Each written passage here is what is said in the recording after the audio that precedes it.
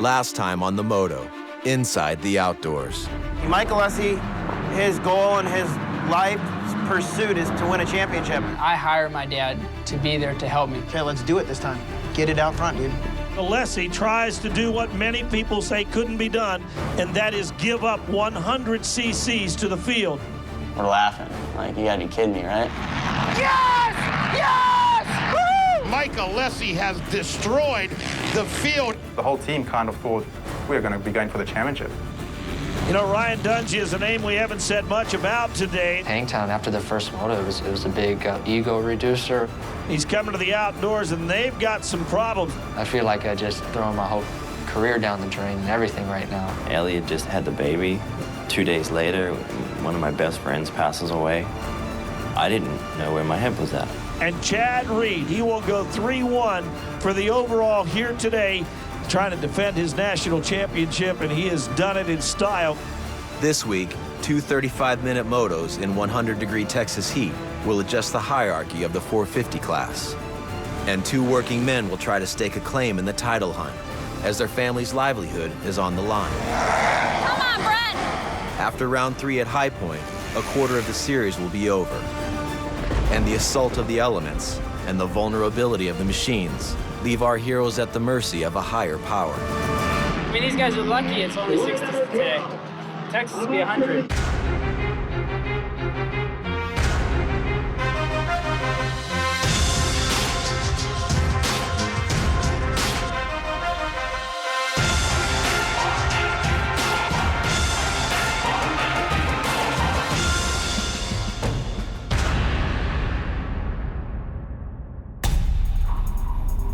Going from Hangtown to Texas, it was hard. You know, it definitely was one of the toughest 2 weeks of my whole career. Everybody sees it as like, he's done.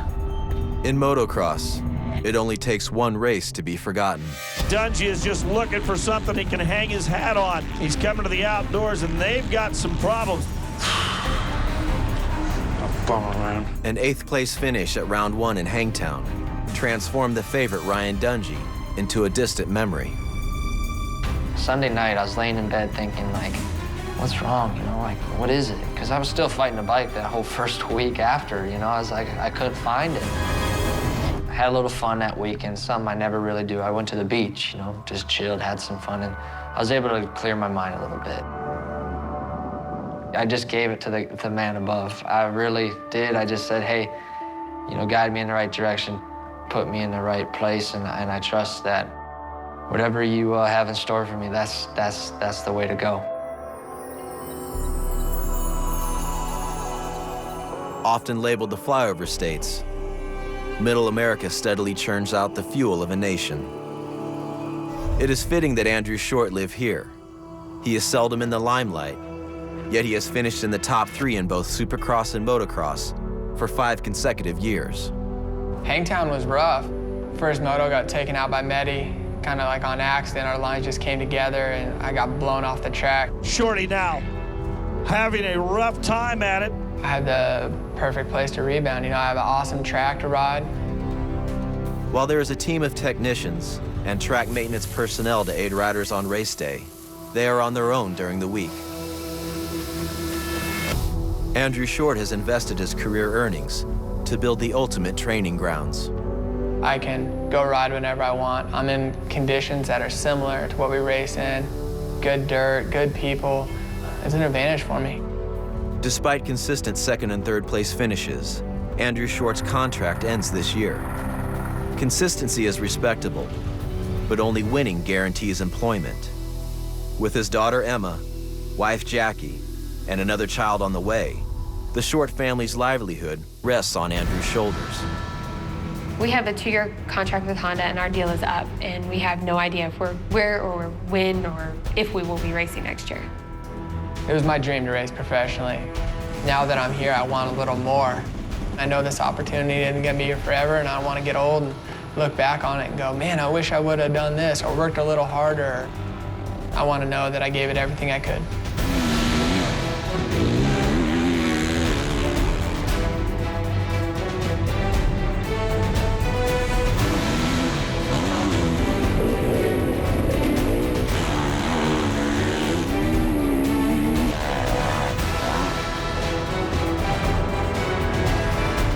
Every year when I show up at Texas, I feel like I have a little advantage.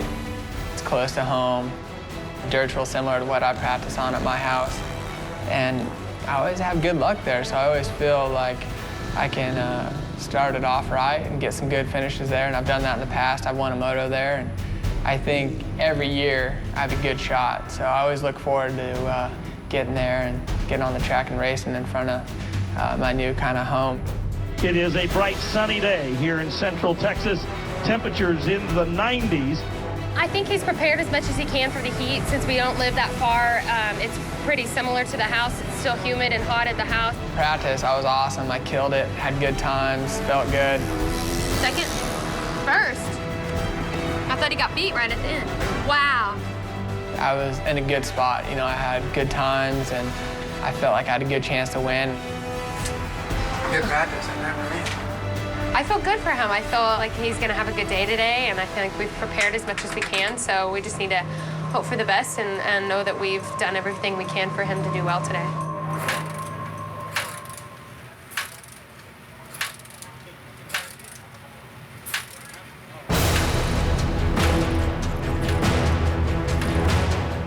Came out for the moto, and I found out they'd been working on the bike, and they had some issues. Maybe we should just hook myself up because this isn't good. You need to go get a spot. You need to go They won't let me. without the And bike. the top riders in all of the world are on this starting line, and we will be under just momentarily. All kinds of thoughts go through your head, like they're gonna get it right before the gate drops. And where's Andrew Short?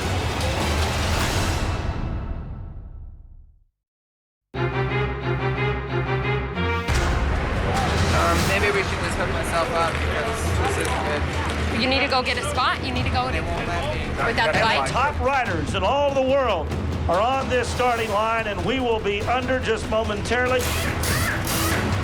All kinds of thoughts go through your head, like they're gonna get it. The 29 of Andrew Short, he did not stage here today.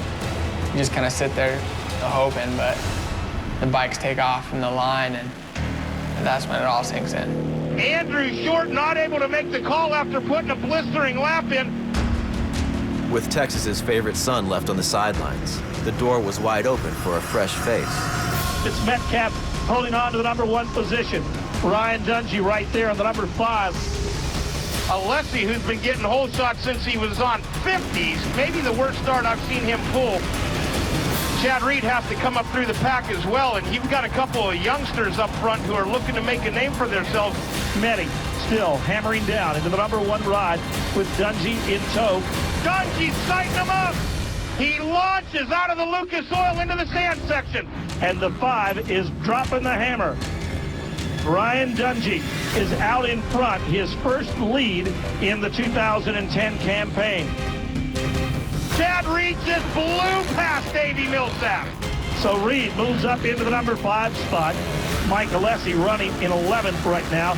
Tony Alessi is with us here in the tower. I just looked at Tony. I said, 11, what's up with that? And he sort of looks at me and says, I have no idea what's up. And here comes Chad Reed. He blisters past Tommy Hodge. Chad Reed passed 7 riders in the scorching Texas heat, finishing second in Moto 1.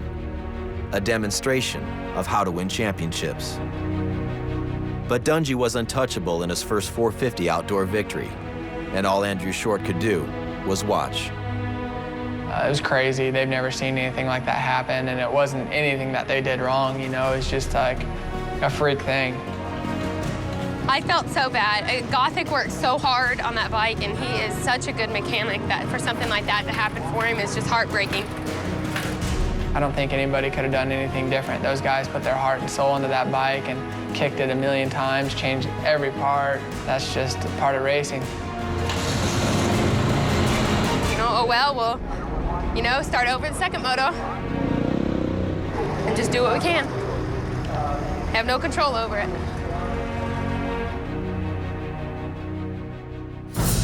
35 minutes in 100-degree Texas heat brings a thought of despair to the mind of every racer. There's a lot of guys not on the line. A lot of guys didn't show up. In Texas, you don't race against other riders. You race against the heat. After Moto 1, it seemed Ryan Dungey had settled his issues from Hangtown. The red number plate signifies the series points leader, Chad Reed maintained it by charging through the pack. Mike Alessi had his worst moto in recent history. A 12th place finish is unheard of in Camp Alessi. Many thought a fresh Andrew Short had a clear advantage in Moto 2, as a disappointing bike problem has kept him out of the heat thus far. The best thing about outdoor motocross, there are two motos, and anything can happen in Moto 2.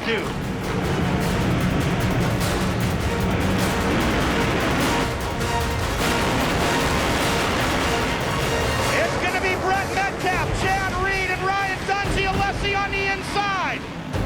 As he comes across the finish line, it's Metcalf, Alessi, Short, Reed, and Dungey. Here comes Shorty up on Alessi. Alessi running second. Short is putting the pressure on. And there he goes to the inside. Andrew Short may have taken the opportunity to go around. He did. A slam dunk for the Texan Andrew Short as he goes to the number 2 position. All the way to the far left-hand side of the track. Alessi has gone back around the 29 of Andrew Short.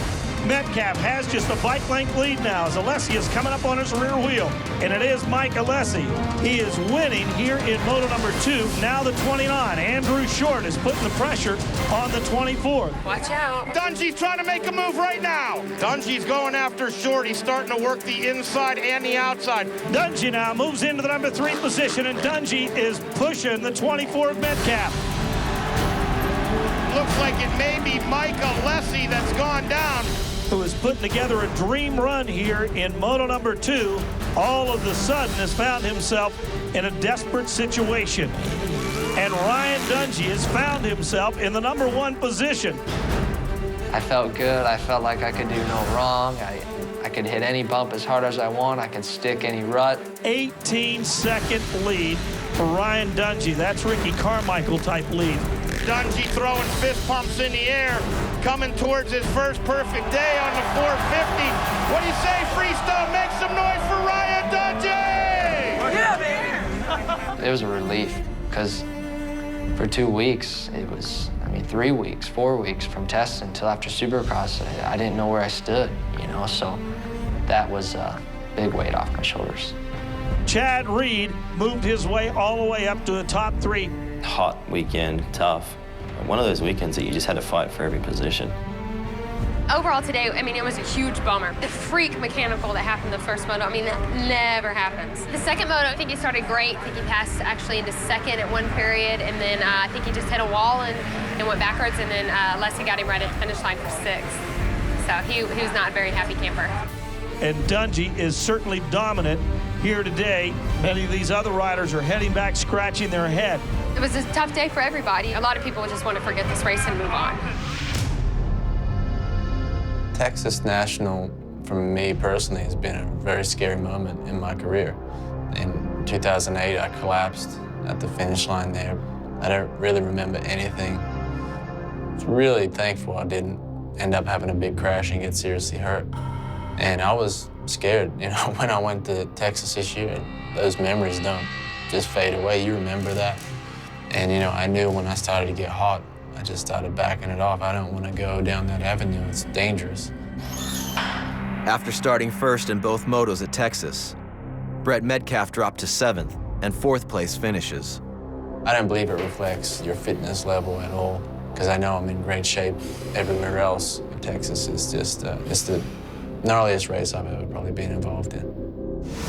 Coming up next on the Moto, Inside the Outdoors, Brett Metcalf enters High Point Raceway in search of his first podium. And chaos ensues as the 450 class is turned upside down.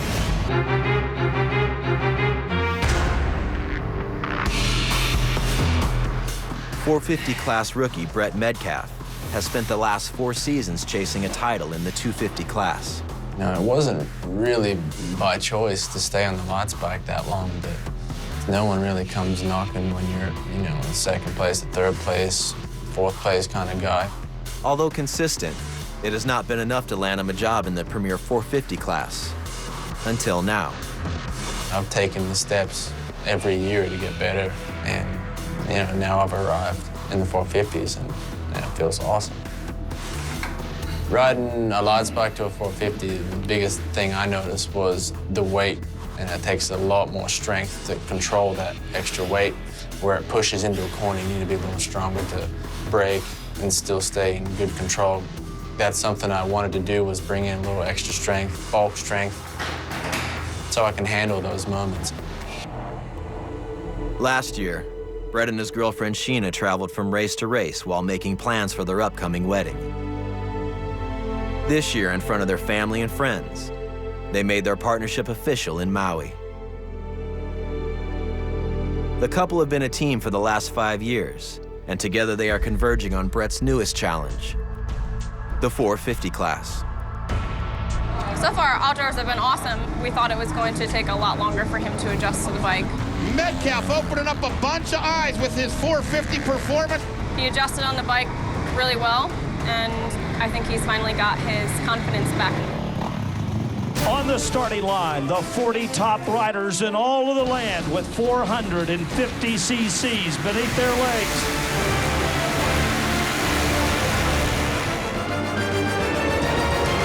It's Dungey, Grant, Short. 16. Did you see that? Dungey went to the outside of the choke, got a little loose. Slight mistake made by the number 5 that allowed Grant, the 33 machine, to make the pass and move into the number 1 spot. 29 is Short in the number 3 spot. The 800 of Mike Alessi back and forth.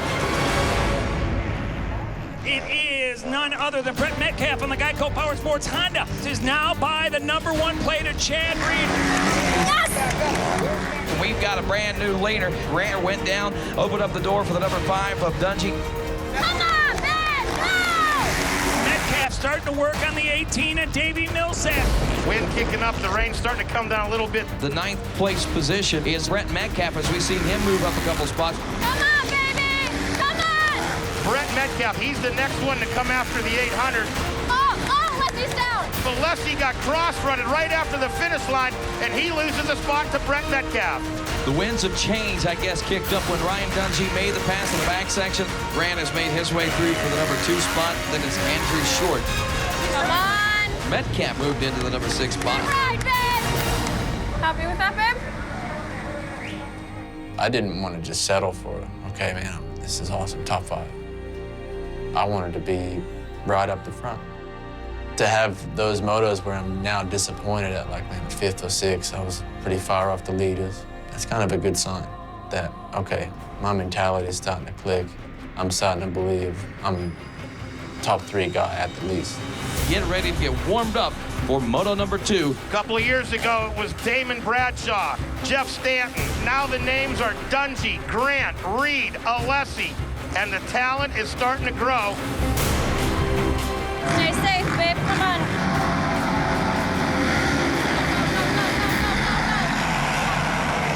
Come on, stay up, babe. Andrew Short, side. Alessi, Grant, here comes Dungey. Come on, Brett. Like you said, Andrew Short out front. And behind him, Josh Grant. The 800 of Alessi, side. Here comes Dungey. And where's Chad Reed? Reed has just pulled into the mechanics area. His whole brake caliper has actually fallen off the disc. Chad Reed heading out of the mechanics area, a very, very disappointed man. Andrew Short heading towards the staircase, and he has a pretty impressive lead here in Moto 2. Mike Alessi has Dungey all over him. The Metcalf is not out of this story yet. He's holding on to that rear fender. Come on, Brett. Dungey on the outside. He pulls the trigger on this one on the outside. But here comes Alessi. Side by side, Dungey cannot make it stick. He's going to get partly past Alessi. It's a drag race. The number 5 of Ryan Dungey making the pass, so it's now Short with a 8+ second lead. And Ryan Dungey's got to try to track him down. Take a look at the 24. He's starting to work on Alessi. Go get him. Metcalf, a 250 specialist, now finding his strength on the 450, and they're side by side. Come on, babe. Brett Metcalf has got around Alessi. Yes. Things are getting interesting between Short and Dungey's made up even more ground. Ryan Dungey is less than a second and a half behind Andrew Short. Dungey going up, almost tripling passes on that left side, the inside. He could have it. They get ready to come down Bradshaw Boulevard. It's going to be a drag race. Over the finish line, Rodney, who is it? It is Dungey taking the lead, the number 5 machine. Now moving into the number 1 spot. Now it is Short back to the number 2 spot. And then it's the 24, Brett Metcalf. Dungey takes the checker flag. Short finishes up second. Brett Metcalf will finish up in the number 3 spot.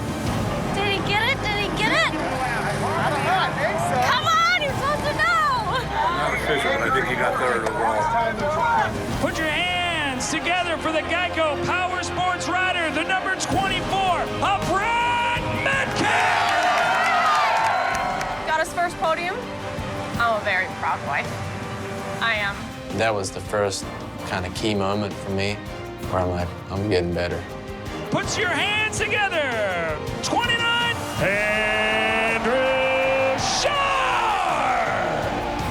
We have got a brand new leader in the Lucas Oil AMA Pro Motocross Championship, and his name is Ryan Dungey!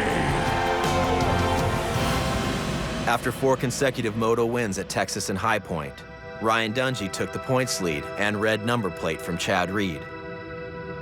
Round 3 is over, and many riders' championship hopes are in question. Dungey has found his own vindication, yet there is still time for others to find theirs.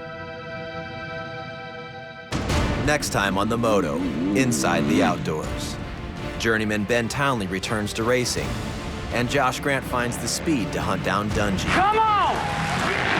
Yeah! And later on in this season, the 250 class enter the scene, where 2 teams will battle for the 250 title, the most dominant ever versus the rising stars. You guys keep complaining, I'm just gonna keep... I hope you don't mind rocking out with me tonight.